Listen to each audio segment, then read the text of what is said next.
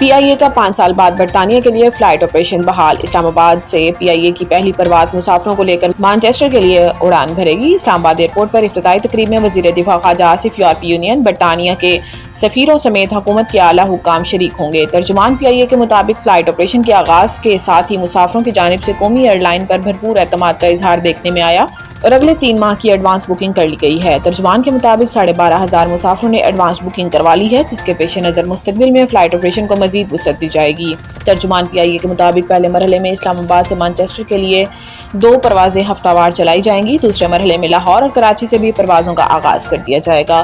ترجمان کے مطابق بوئنگ 777 جہاز 350 مسافروں کو لے کر برطانیہ روانہ ہوگا۔ اسلام آباد ایئرپورٹ دوران پرواز اور مانچسٹر ایئرپورٹ پر کیک کٹنگ تقاریب ہوں گی۔ افتتاحی تقریب میں قراندازی کے ذریعے مسافروں کو انعامات دینے کا فیصلہ کیا گیا ہے۔ مسافروں کے لیے قراندازی میں موبائل اور لکی ڈرا میں 1300 cc گاڑی شامل ہے۔ ترجمان کے مطابق افتتاحی پرواز کی مناسبت سے PIA انتظامیہ نے مسافروں کی پرتکلف میزبانی کا فیصلہ کرتے ہوئے خصوصی مینیو بھی رکھا ہے۔